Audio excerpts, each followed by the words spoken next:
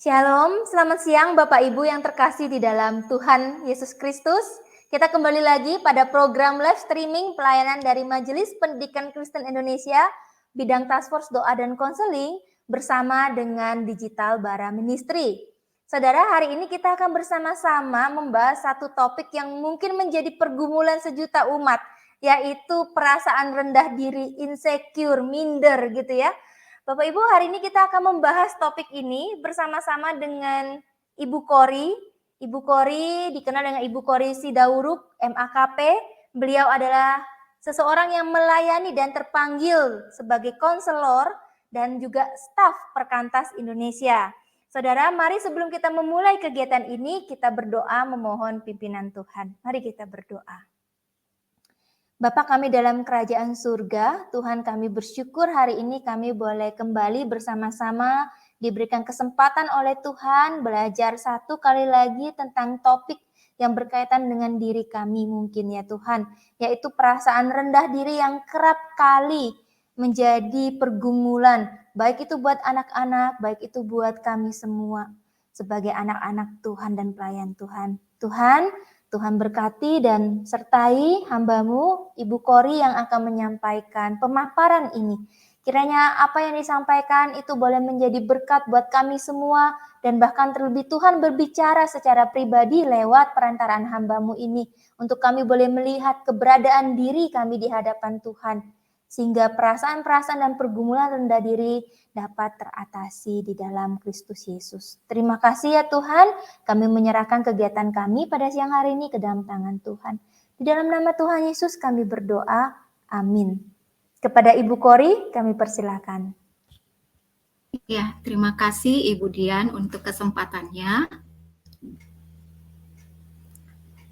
Terima kasih Ibu Dian untuk kesempatannya. Saya akan membagikan topik yang begitu penting karena sangat berdampak dengan kehidupan kita sehari-hari, baik secara mental, juga dengan hubungan kita dengan orang lain, dan juga secara produktivitas dalam hidup kita sangat berpengaruh ketika kita mengalami rendah diri. Ya, baik, next slide. Nah, Bapak Ibu, dalam beberapa penelitian dikatakan bahwa individu dengan harga diri rendah mungkin mengalami gejala depresi seiring waktu. Jadi ketika dia mengalami rendah diri, nanti di dalam jangka waktu yang begitu lama ke depan akan menunjukkan bahwa harga diri rendah bisa menjadi faktor resiko untuk masalah kesehatan mental. Ada juga penelitian yang mengatakan individu dengan harga diri rendah cenderung merasa kurang aman dalam hubungan dan lebih sensitif terhadap penolakan yang dapat menyebabkan kecemasan dan ketidakpuasan dalam hubungan. Jadi kalau kita lihat penelitian ini, rendah diri sangat berdampak baik kepada kesehatan mental kita dan juga relasi kita dengan orang lain. Ya. Apa itu sebenarnya rendah diri? Ya, next Ibu Dian. Rendah diri adalah kondisi di mana seseorang memiliki pemikiran dan perasaan yang negatif tentang diri sendiri. Jadi kalau kita lihat di dalam definisi ini, bukan saja secara knowledge saja atau pemikiran, seseorang memandang dirinya itu rendah atau negatif, tapi juga perasaannya mengalami demikian.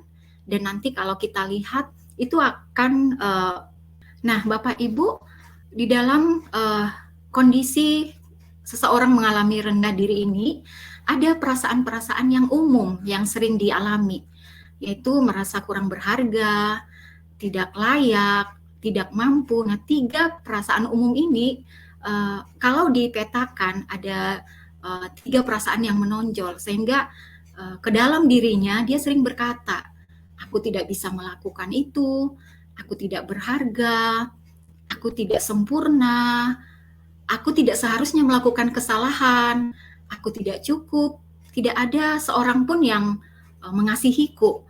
Dan perkataan-perkataan ini memang cenderung untuk mengkritik diri sendiri dan perasaan-perasaan bersalah yang sering muncul karena merasa tidak mampu dan merasa berharga. Dia tidak layak untuk dicintai dan tidak merasa tidak cukup. Ya, next. Ya, kira-kira Bapak Ibu, apa sih penyebab dari rendah diri itu? Yang pertama adalah pengalaman masa lalu.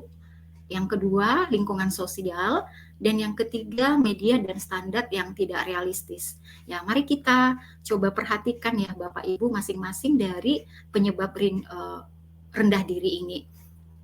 Yang pertama adalah pengalaman masa lalu. Saya akan bacakan untuk kita. Pengalaman negatif masa kanak-kanak dan atau berlanjut hingga dewasa sehingga tidak terpenuhinya kebutuhan emosional inti, yaitu seperti kelekatan, otonomi, kontrol, keamanan, kompetensi. Misalnya perkataan orang tua membanding-bandingkan dengan orang lain, hukuman keras, tuntutan yang tidak realistis, dan lain-lain. Jadi Bapak Ibu, ketika kebutuhan inti seseorang tidak terpenuhi, ya tadi ada kelekatan, otonomi, kontrol, keamanan, dan kompetensi, maka akan berpengaruh terhadap nilai diri. Jadi kebutuhan inti ini adalah landasan untuk harga diri seseorang. Kalau kebutuhan inti ini terpenuhi, maka itu akan membentuk harga diri yang positif terhadap seseorang. Misalnya Bapak Ibu kebutuhan akan kelekatan, tentu kita tahu bahwa seseorang atau manusia membutuhkan hubungan yang lekat, yang terkoneksi dengan orang lain. Ya, dalam hal ini tentu orang pertama atau pengasuh pertama dari seorang anak adalah orang tua. Nah, kalau di dalam pertumbuhannya sebagai anak ada hubungan yang lekat dan aman, ada hubungan yang positif, jadi seorang anak akan mengalami perasaan dicintai, perasaan diterima, dan dia akan mengalami perasaan yang aman. Nah, kemudian otonomi. Otonomi ini adalah berbicara tentang keaslian kita sebagai manusia. Dalam otonomi ini kita melihat dan menyadari gitu ya, bahwa kita mampu mengendalikan sesuatu atau mampu melakukan sesuatu. Dan itu tindakan yang kita lakukan itu mencerminkan nilai kita, mencerminkan apa keinginan kita. Namun Bapak Ibu, ketika di masa kanak-kanak atau dalam masa pertumbuhan seseorang, itu tidak terjadi karena mungkin sering dikontrol, kita harus patuh tanpa ada penjelasan, kemudian kita dikekang. Nah, itu tidak akan membentuk satu otonomi di dalam diri kita. Kemudian kontrol dan keamanan. Keamanan ini berbicara tentang bagaimana kita merasa nyaman dalam hidup kita. Dan tentu Bapak Ibu, tempat yang nyaman gitu ya, yang pertama sekali adalah di rumah. Kalau di rumah kondisinya nyaman, orang tua relasinya baik, cukup baik, kemudian terhadap anak dapat berbicara dengan baik, memberikan nasihat yang mendukung, tidak membentak-bentak dengan keras, maka anak akan merasa ada satu keamanan. Anak akan merasa tenang. Dan ketika anak keluar rumah, anak akan merasa begitu aman gitu ya.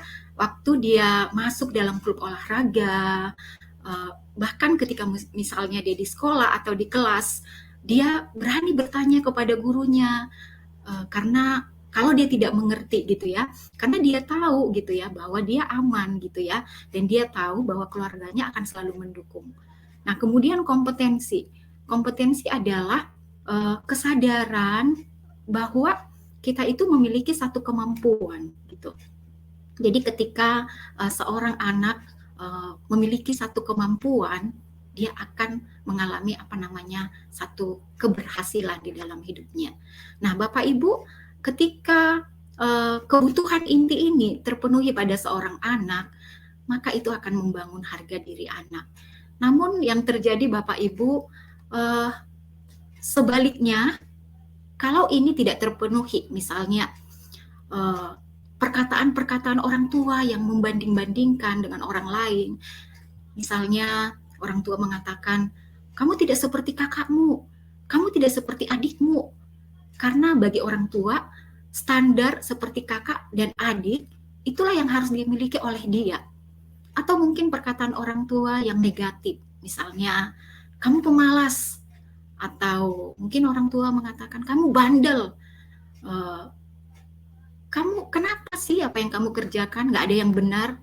Atau bahkan mungkin hal yang sangat-sangat negatif adalah ketika misalnya anak melakukan kesalahan, orang tua mengatakan, saya menyesal melahirkan kamu. Nah, Bapak Ibu, itu sungguh-sungguh membuat anak merasa tidak layak. Dan anak bisa merasa bahwa dia tidak pantas. Nah, itu memberikan perasaan sedih dan itu akan membentuk satu keyakinan di dalam dirinya. Dan kita tahu ya Bapak Ibu ya, seorang anak itu adalah seorang yang kondisi yang siap untuk menerima ikatan dan menerima figur otoritas. Nah, apapun yang diberikan oleh figur otoritas, cenderung mereka dengarkan dan bagi mereka itu adalah satu kebenaran gitu. Nah, Bapak Ibu, ini sungguh-sungguh membuat harga diri anak itu jatuh, ya rendah dan rusak. Nah, termasuk juga hukuman yang keras tanpa penjelasan, misalnya seorang anak akan merasa tertekan, merasa tidak layak, tidak pantas. Dia adalah seorang anak yang melakukan kesalahan dan pantas untuk dihukum. Kemudian adalah tuntutan yang tidak realistis. Dan begitu banyak kalau kita lihat ya, pola asuh yang itu bisa membentuk seorang anak akhirnya menggambarkan dirinya sesuai dengan pengalaman-pengalaman yang dialaminya. Selanjutnya, next, lingkungan sosial, yaitu keluarga dan masyarakat. Ya, tumbuh di dalam lingkungan yang toksik, gitu ya, membanding-bandingkan, ada ekspektasi yang tidak realistis. Bapak Ibu, misalnya seorang remaja yang membangun identitas diri pada masa remaja itu, ketika teman sebaya misalnya menjelek-jelekkan dia, mengejek dia, mungkin karena penampilannya, dibilang cupu atau apa gitu ya, maka dia akan ngerasa bahwa dia buruk, dia mungkin tidak pantas gitu ya dengan klub atau teman sebayanya gitu. Akhirnya itu bisa membentuk harga diri bagi si anak tersebut. Ya, next. Media dan standar yang tidak realistis ya. Membandingkan diri dengan orang lain, terutama standar kecantikan atau kesuksesan yang diciptakan media. Ya Bapak Ibu, kita tahu ya bahwa media itu menampilkan standar yang sangat tinggi ya, baik kecantikan, kesuksesan, pencapaian gitu ya.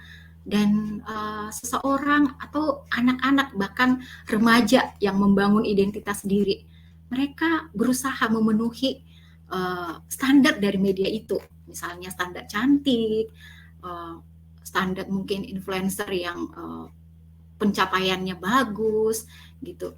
Dan kita tahu Bapak Ibu kalau di media itu tentu yang ditampilkan adalah yang sempurna gitu ya, sebagian gitu ya. Ya mungkin ada yang diedit gitu ya. Dan sementara kenyataannya adalah yang dihadapi oleh anak adalah banyak tantangan dan ketidaksempurnaan.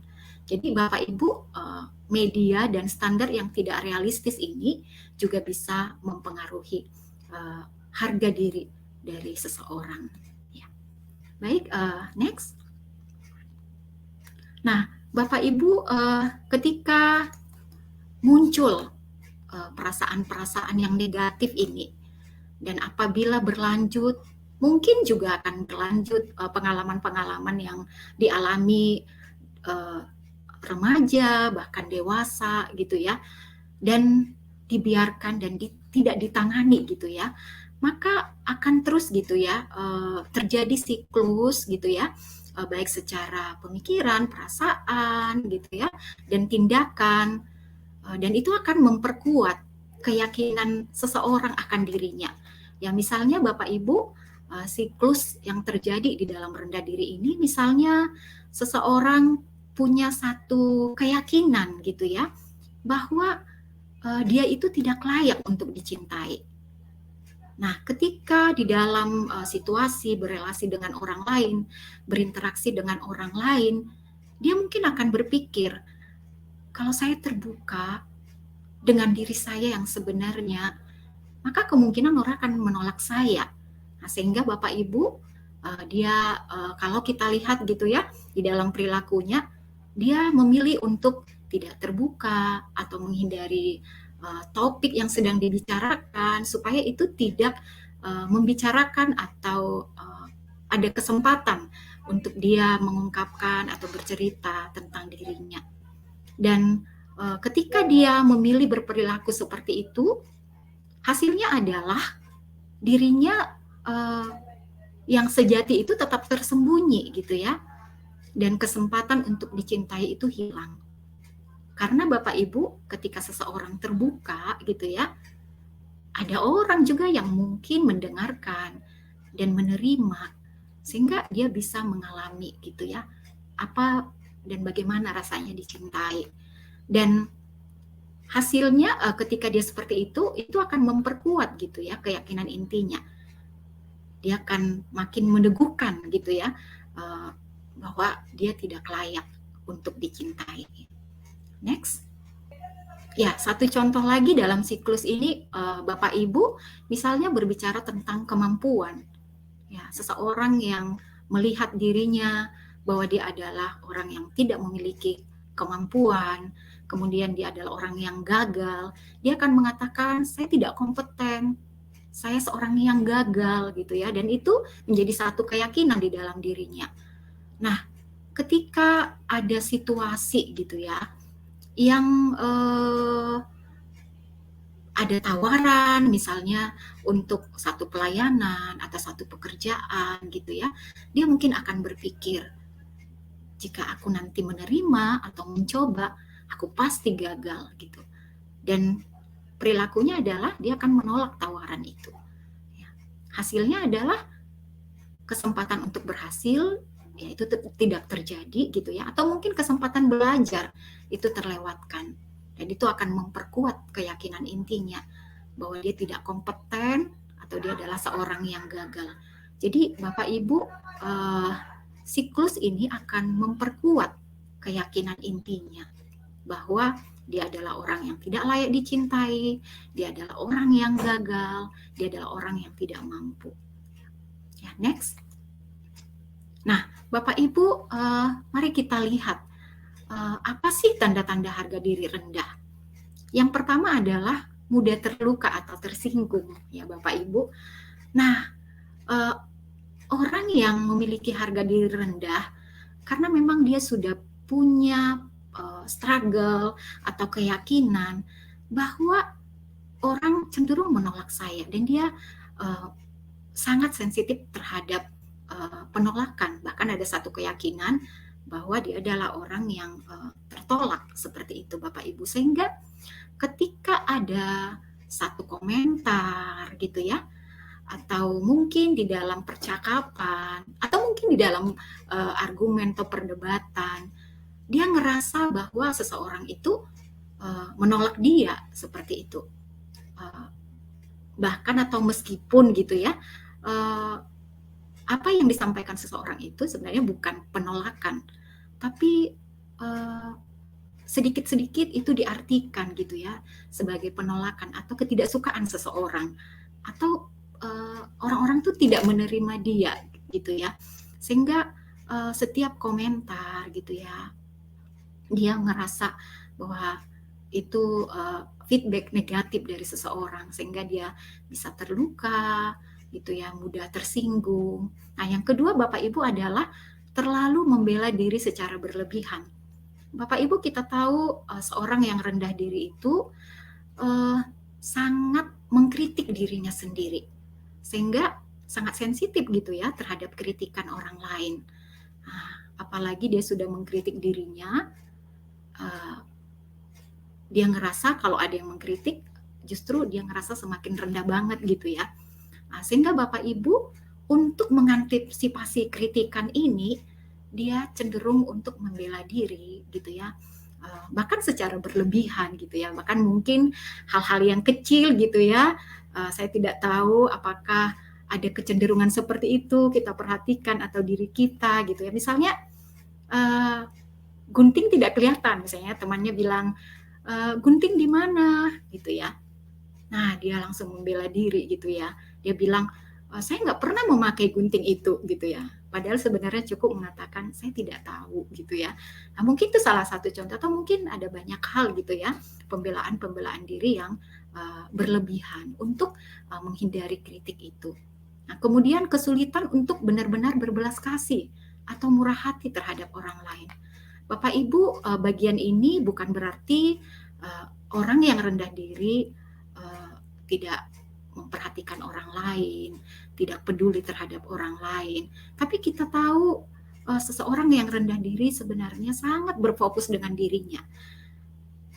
Dia akan berpikir kalau misalnya tidak membantu atau tidak meresponi gitu ya penderitaan mungkin temannya atau koleganya gitu ya, nanti dia dianggap tidak cukup baik. Atau misalnya ketika seseorang meminta bantuan, dia sebenarnya tidak bisa, tapi takut untuk berkata tidak. Karena apa? Yang akan penilaian orang terhadap dia. Sehingga Bapak Ibu untuk mengasihi atau memperhatikan orang lain, orang yang rendah diri, kesulitan untuk benar-benar tulus, berbelas kasih, karena berjuang gitu ya dengan dirinya sendiri. Nah, kemudian Bapak Ibu adalah perlawanan pasif. Nah, perlawanan pasif ini berbicara tentang seorang yang rendah diri, seseorang yang sulit untuk menyatakan keinginannya, gitu ya. Apakah ketika keinginan ini disampaikan, ini cukup baik? Apakah ketika keinginan ini disampaikan, ketidaksetujuan ini, misalnya ya, itu membuat tidak aman gitu ya, konflik gitu. Dan akhirnya Bapak Ibu apa yang dilakukan? Kadang-kadang untuk sesuatu misalnya kesepakatan atau kebijakan yang dilakukan cenderung untuk patuh ya di luar, tapi sebenarnya di dalam itu mungkin ada perasaan tidak setuju, tertekan atau frustrasi gitu ya, atau mungkin mengeluh di belakang seperti itu ya, atau mungkin melakukan sikap misalnya menghindar atau menunda-nunda pekerjaan dan lain sebagainya. Dan ini adalah perlawanan yang tidak diucapkan gitu ya, tapi sebenarnya secara sikap dan perasaan tidak setuju. Nah, kemudian yang berikutnya Bapak Ibu adalah merasa seperti kita itu menjalani hidup orang lain. Ya, karena memang orang yang rendah diri otonomi gitu ya, tidak dibangun. Kemudian juga memikirkan bagaimana penerimaan sosial. Nah, otonomi tidak dibangun ini memang sejak kanak-kanak tidak diajarkan untuk mengambil keputusan, mengambil tindakan dengan melihat dan peduli gitu ya terhadap keinginan dan perasaan. Jadi cenderung mungkin disetir orang tua, cenderung mungkin keputusan-keputusan itu keputusan eksternal gitu ya, orang tua gitu ya. Sehingga Bapak Ibu di dalam menjalani kehidupannya, ya mungkin karena saran-saran orang lain, tapi sebenarnya otonomi di dalam dirinya. Apa sebenarnya keinginannya, keputusannya gitu ya, itu tidak terjadi. Jadi ini begitu melelahkan seperti itu ya Bapak Ibu, merasa seperti kita itu menjalani hidup orang lain. Next. Nah, bagaimana Bapak Ibu meningkatkan harga diri? Yang pertama adalah kita menerima diri kita apa adanya dengan segala kekuatan dan kelemahan. Apa yang kita bisa dan tidak. Ya. Seseorang yang memiliki harga diri rendah memang akan fokus terhadap kelemahannya. Ya, aku tidak punya kekuatan, aku tidak ada yang dapat diandalkan dari diriku. ya aku kurang gitu ya. Jadi cenderung untuk fokus terhadap kelemahan. Nah, di bagian ini Bapak Ibu bagaimana seseorang itu bisa melihat bahwa semua manusia itu diciptakan unik. Ada kekuatan dan ada kelemahan. Nah, sering sekali mungkin di masa lalu gitu ya, standar-standar yang diberikan itu, misalnya seseorang tuh harus pintar eksak gitu ya, matematik, ya kimia gitu ya, yang itu mungkin diagung-agungkan gitu ya. Atau mungkin sekarang seseorang yang keren itu adalah ketika dia bisa jadi influencer, youtuber gitu ya, yang disukai oleh kalangan-kalangan anak muda gitu ya. Tapi mungkin bisa ngelihat gitu ya, apa sih kekuatanku yang mungkin itu tidak terlalu apa ya di-up oleh orang-orang. Mungkin dia orang yang menyukai seni, mungkin dia adalah orang yang memiliki apa ya kemampuan di dalam apa ya berelasi, mungkin juga di orang yang setia gitu ya, atau orang yang ramah. Nah, Bapak Ibu di sini bagaimana seseorang bisa melihat bagian mana yang menjadi kekuatan dari diri seseorang. Kemudian adalah melihat kelemahan atau menerima kelemahan atau apa yang kita tidak bisa. Nah, Bapak Ibu, kalau kita menerima kekurangan kita, itu akan menolong kita untuk belajar, untuk berlatih. Nah, kalau kita menyangkal gitu ya, atau terus mencapai gitu ya standar-standar yang tidak realistis itu gitu ya, justru itu membuat kita tidak bertumbuh atau belajar. Kemudian Bapak Ibu adalah melatih self compassion. Ini adalah istilah dalam psikologi ya, kemampuan untuk bersikap baik pada diri kita sendiri. Ya, ini sangat dibutuhkan, terutama kita ketika mengalami kesulitan atau kegagalan. Bahwa kita perlu melihat bahwa di dalam hidup ini tidak selamanya apa yang kita lakukan itu berhasil. Dan di dalam hidup ini tidak selamanya hidup-hidup itu lancar gitu ya. Nah, bagaimana kita melihat ini secara seimbang ya, secara objektif. Kalau kita gagal, itu bukan menjadi identitas diri kita, tapi bagaimana kita menerima diri kita, mengasihi diri kita, ketika gagal itu sudah menjadi bagian dari kehidupan kita. Nah, Bapak Ibu, dalam penelitian ya, self compassion ini sangat luar biasa gitu ya. Itu membuat hidup kita lebih sehat. Ya. Ketika kita gagal, kita akan lebih mudah belajar lagi. Kita akan lebih punya daya untuk bangkit lagi. Karena kita menyadari kita tidak sempurna. Tidak selamanya kita hidup berhasil. Tapi kita melihat dari sisi gitu ya, bagaimana Tuhan melihat kita bukan karena pencapaian-pencapaian atau bagaimana kita sukses gitu ya dalam versi dunia ini, tapi bagaimana kita menjalani proses hidup ini dengan benar. Next. Yang berikutnya Bapak Ibu, membangun keterampilan dan kompetensi.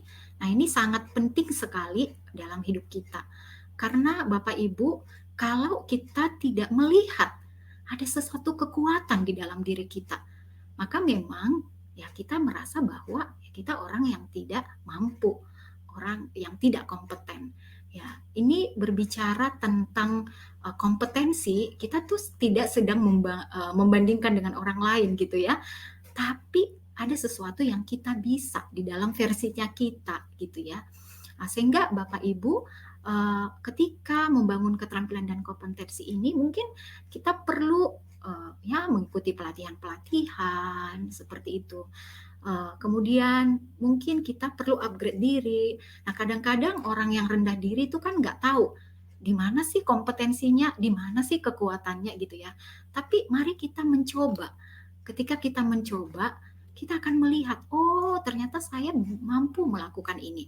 Oh ternyata saya menyukai ini. Nah, ini yang harus saya kembangkan. sehingga seseorang punya kemampuan gitu ya yang bisa dikontribusikan gitu untuk orang lain, sehingga seseorang pun bisa merasa dan itu mendukung gitu ya harga dirinya bahwa dia berharga, dia bisa menjadi berkat bagi orang lain. Next. Nah, Bapak Ibu, yang berikutnya adalah berlatih membuat siklus baru. Jadi siklus yang negatif menjadi positif. Nah, di bagian ini Bapak Ibu, kita mengenali keyakinan negatif kita. Karena Bapak Ibu sering sekali gitu ya, keyakinan negatif atau perasaan negatif itu diabaikan gitu ya, karena ketika mengetahui itu rasanya itu menyakitkan gitu ya, atau dihindari, atau mungkin diusir gitu ya. Tapi Bapak Ibu, kita sungguh tahu ya bahwa perasaan-perasaan itu tidak bisa diusir. Tapi bagaimana kita menerima itu, kemudian menanggapi dan meresponi itu dengan baik. Nah, mungkin kita bisa menulis keyakinan itu, kemudian apa situasi yang memicu keyakinan itu, bagaimana kita berperilaku ketika ada situasi itu, dan itu bisa memperkuat keyakinan kita. Nah, saya coba buat siklusnya Bapak Ibu ya, kebalikan dari siklus yang negatif tadi. Misalnya Bapak Ibu, ketika kita memiliki keyakinan bahwa kita itu nggak punya kemampuan gitu ya, nggak ada kekuatan di dalam diri kita. Mari kita mengatakan, saya punya kekuatan, saya punya kelebihan gitu ya sebagai manusia. Ya, saya kompeten gitu ya. Nah, kemudian ketika kita memiliki perasaan seperti itu gitu ya, kemudian ya mungkin kembali ada permintaan untuk pelayanan gitu ya, atau mungkin pekerjaan yang baru gitu ya, atau tawaran yang baru gitu ya. Nah, kita mulai berpikir, ya saya bisa melakukan sesuatu. Kita menerima kesempatan itu, dan kesempatan itu ya hasilnya adalah kita bisa berhasil gitu ya, atau belajar gitu ya untuk melakukan itu gitu yang selama ini kita hindari, yang mungkin itu satu kondisi di mana kita keluar dari zona nyaman kita, dan itu mungkin tidak mudah, tapi mari kita belajar gitu ya, dan hasilnya adalah ya kita punya kesempatan, kita punya pengalaman untuk belajar gitu ya, dan selama ini mungkin ada satu kebohongan dalam diri kita bahwa kita nggak mampu, ternyata aku bisa ternyata ya melakukannya gitu ya. Nah, itu akan memperkuat keyakinan kita bahwa ya saya punya kekuatan, saya punya karunia, saya punya kemampuan.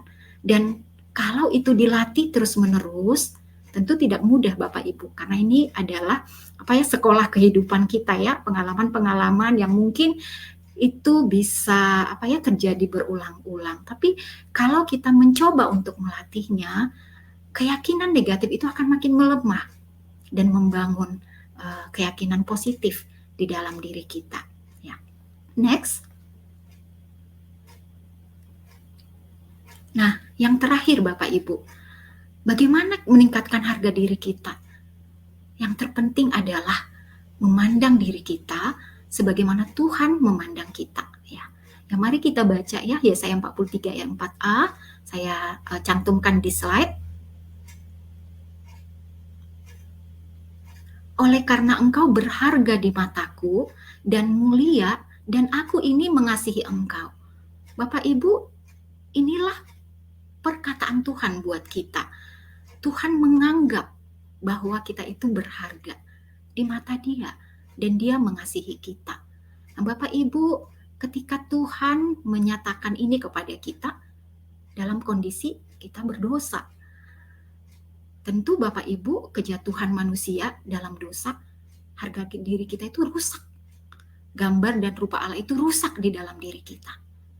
Tapi Allah mengatakan bahwa Dia mengasihi kita tanpa syarat. Dia memulihkan kita. Bagi Dia kita berharga. Jadi tanpa pencapaian gitu ya, tanpa standar-standar, Nah, itu membuat kita aman Bapak Ibu.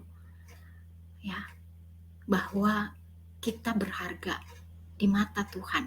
Ya, kita mulia, kita dikasih oleh Tuhan, dan itu tanpa syarat. Bahkan ketika kita masih berdosa, ya, Dia mengatakan itu kepada kita. Nah, ini adalah pernyataan Tuhan yang indah gitu ya buat kita. Ya, ketika kita mengalami ini, ketika kita menerima ini, kita perkatakan dalam diri kita gitu ya, kita sangat bersyukur karena di mata Tuhan kita berharga, di mata Tuhan kita diterima dan cukup ya. Jadi bukan lagi karena penilaian orang lain, bukan lagi karena ekspektasi dan lain sebagainya ya. Next. Nah, Bapak Ibu, tentu ada beberapa penelitian ya yang meneliti tentang harga diri ini. Dikatakan harga diri yang kuat berperan penting dalam kesehatan mental dan perkembangan emosional. Harga diri adalah elemen penting dalam keberhasilan hidup individu. Nah, penelitian dalam well-being theory menunjukkan bahwa elemen-elemen seperti harga diri dan kepuasan diri memiliki dampak signifikan terhadap kebahagiaan dan kesejahteraan seseorang.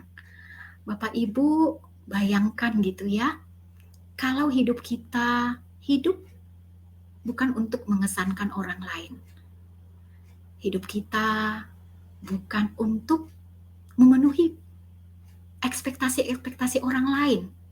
Bagaimana kita dipandang baik, bagaimana kita dipandang bagus, keren, atau sangat melelahkan kalau misalnya kita terus berdebat, membela diri, dan lain sebagainya.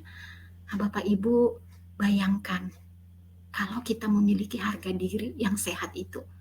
Tentu Bapak Ibu di dalam hidup kita akan lebih damai, kita akan lebih sukacita, dan kekuatan-kekuatan karunia kita, itu kita bisa terus kembangkan dan dipakai untuk kemuliaan Tuhan.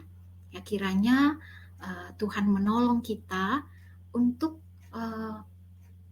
terus berproses dan memiliki harga diri yang positif atau harga diri yang baik. Ya. Sekian Bapak Ibu materi dari Terima kasih Ibu Kori untuk pemaparannya. Topiknya sangat menarik untuk dibahas dan untuk diketahui oleh kita semua tentu saja ya.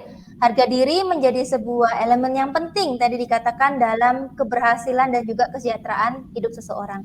Bu, di sini ada beberapa pertanyaan.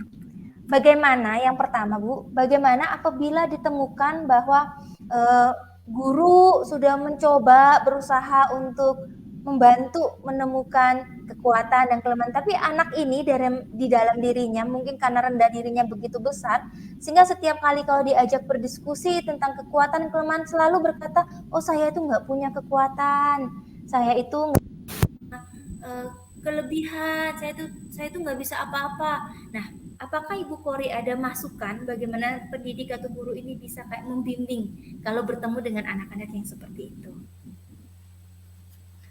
Ya, Ibu Dian, makasih untuk pertanyaannya. Ini pertanyaan yang cukup baik karena banyak orang yang mengucapkan hal seperti itu ya. Kalau misalnya kita mengatakan, kamu bagus ya di sini. Oh tidak, saya nggak bisa kok gitu ya. Nah Bapak Ibu, ketika seseorang mengalami hal yang seperti itu gitu ya, kemungkinan dalam pengalaman sebelumnya gitu ya, tidak ada yang memuji misalnya ya kalau dia melakukan sesuatu gitu ya. Karena di dalam kehidupan kita itu sebenarnya kalau salah biasanya ditegur atau dikasih komentar, tapi kalau misalnya ada sesuatu yang baik mungkin sangat jarang ada pujian atau afirmasi gitu ya. Nah, seorang guru mungkin bisa memuji dia untuk hal-hal kecil yang mungkin bisa dia lakukan gitu ya. Misalnya dia suka menggambar gitu ya atau melukis, seorang guru mungkin bisa mengatakan, wow bagus sekali ya, kamu bisa menggambar ya gitu ya. Nah itu akan memperkuat karena itu adalah afirmasi atau pujian gitu ya. Yang berikutnya mungkin kita kasih fakta gitu ya, mungkin bisa melalui tes gitu ya. Nah, nanti dari situ akan kelihatan apa yang dia bisa dan apa yang tidak dia bisa. Dan saya pikir ini adalah satu proses nggak mudah juga ya, karena memang berbicara tentang pengalaman yang sudah cukup lama gitu ya, sepertinya dia tidak punya kekuatan apa-apa, tiba-tiba dia mengatakan, oh aku punya ini. Saya pikir itu adalah satu proses, tapi bagaimana guru terus mendampingi gitu ya, memberikan afirmasi dan pujian, dan juga memberikan kesempatan dengan mungkin tidak harus standar-standar yang tinggi gitu ya, tapi ketika dia bisa melakukannya, guru bisa memberikan apresiasi terhadap siswa tersebut. Saya kira seperti itu, Ibu Dian. Jadi memang dibutuhkan pihak ketiga ya Bu ya, kalau misalnya memang anak itu sendiri sulit menemukan dengan begitu banyak alasan, tapi kita butuh afirmasi dari orang luar untuk bisa memberi peneguhan kepada anak ini ada hal-hal kekuatan dan positif dalam diri dia, seperti itu ya Bu ya. Betul Ibu Dian, jadi dukungan sosial itu sangat penting untuk si anak. Apakah itu guru gitu ya, atau mungkin teman-teman gitu ya, yang memberikan pujian atau afirmasi. Oke, terima kasih Ibu Kori untuk jawabannya.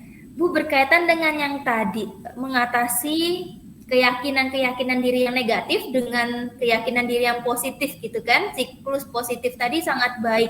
Nah, apakah keyakinan yang positif ini tuh sama seperti positive thinking seperti itu Bu, kayak self-talk, apakah seperti itu? Dan bagaimana seseorang bisa, kalau mereka terjerumus di dalam keyakinan yang negatif, terus bagaimana seseorang nih bisa kayak mulai nih melihat ada keyakinan-keyakinan positif dalam diri mereka, itu bagaimana Bu? Ya, baik Ibu Dian. Jadi sebenarnya diawali dengan bagaimana kita menerima keyakinan negatif kita itu.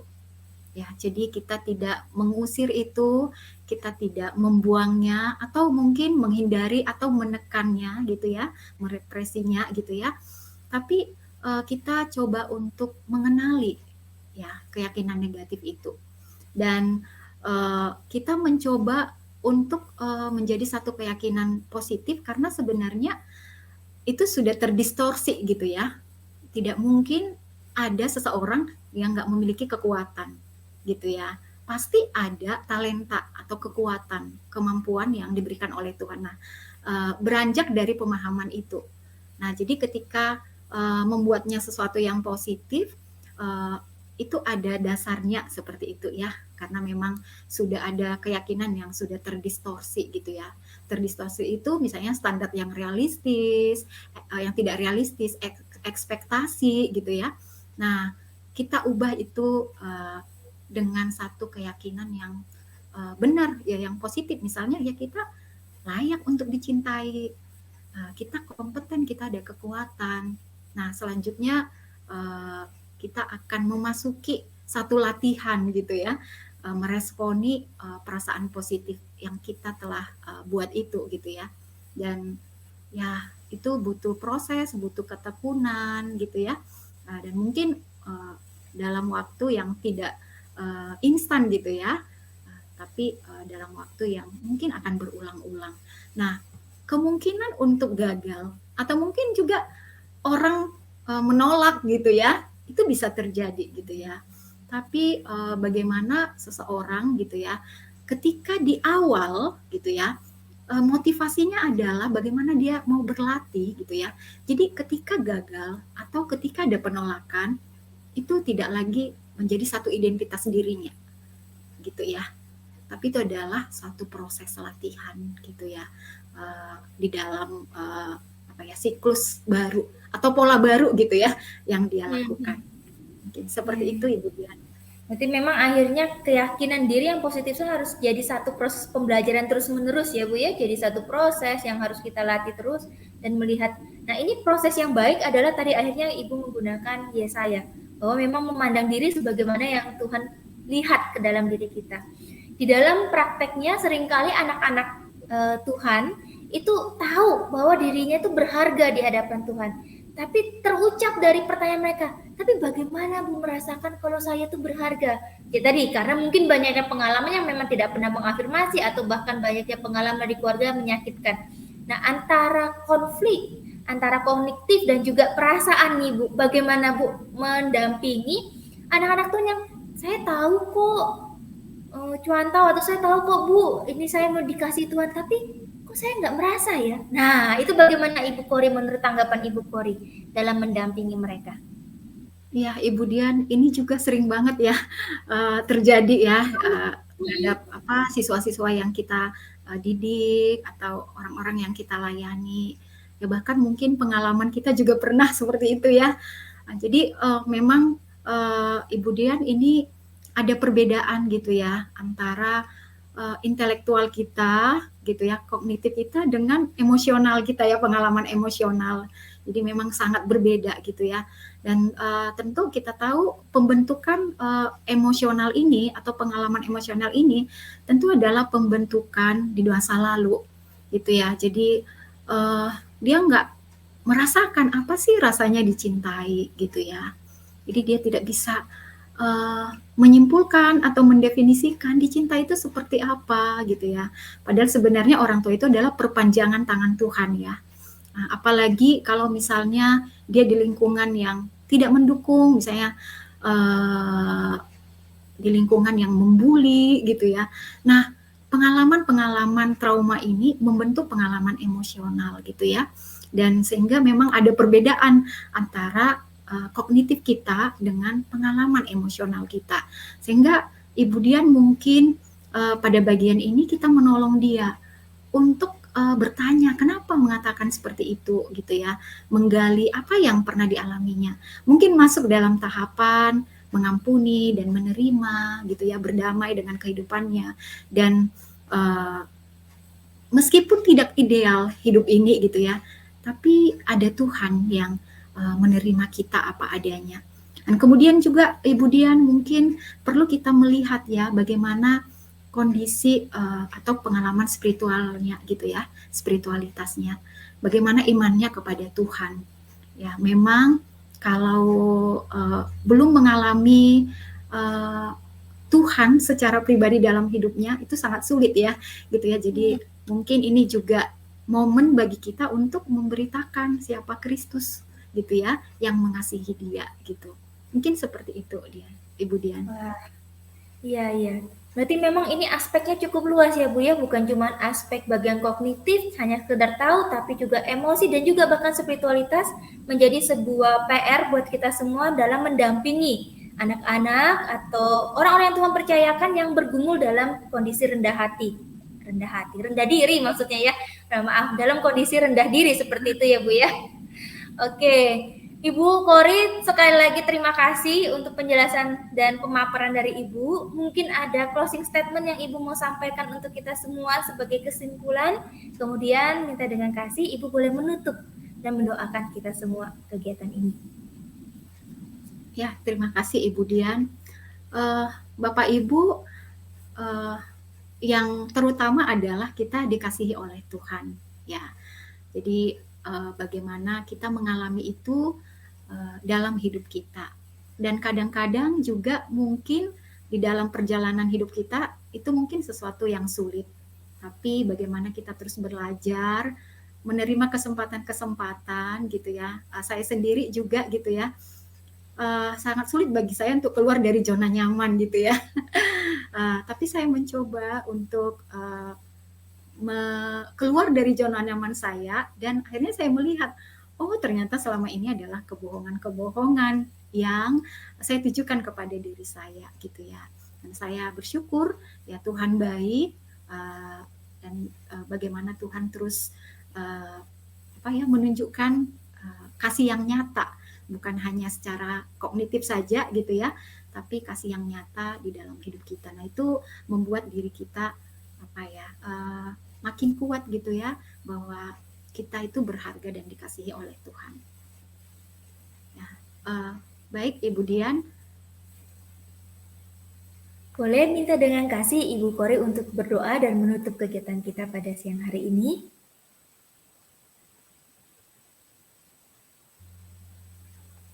Kita tutup dalam doa. Mari kita berdoa. Bapa, kami bersyukur untuk topik pada siang hari ini ya Tuhan. Tuhan tolonglah kami, bagaimana kami melihat diri kami, sebagaimana Tuhan melihat kami ya Tuhan. Meskipun ada pengalaman-pengalaman yang buruk dan tidak ideal di masa lalu, kami percaya bahwa Tuhan telah menebusnya, dan Tuhan terus menolong kami ya Tuhan untuk mengalami bagaimana kami dikasihi, diterima dan dicintai oleh Tuhan. Tuhan kiranya melalui materi ini ya Tuhan dapat memberkati orang-orang yang mendengarkan, dan orang-orang yang mendengarkan pun boleh memiliki pengharapan ya Tuhan bahwa diri kami ini dapat dipulihkan oleh Tuhan. Bapa, terpujilah Engkau, dalam nama Yesus Kristus kami berdoa. Amin. Amin. Sekali lagi kami ucapkan terima kasih kepada Ibu Kori untuk waktu dan juga pemaparannya tentang topik tentang rendah hati pada siang hari ini. Kami juga mengucapkan terima kasih untuk Bapak Ibu yang selalu setia untuk mendengarkan dan mau belajar terus-menerus di dalam setiap topik-topik yang disampaikan di dalam pemaparan live streaming setiap hari Sabtu jam 11 ini. Terima kasih juga untuk setiap rekan-rekan yang bersama-sama di dalam penayangan ini. Ada tim dari IT MPK, ada Pak Rinto dan rekan-rekan sekalian. Bapak Ibu, sekianlah pertemuan kita pada siang hari ini. Saya Dian bersama dengan Ibu Kori dan juga segenap tim dari Majelis Pendidikan Kristen Indonesia. Kami undur diri, selamat siang dan Tuhan Yesus memberkati kita semua.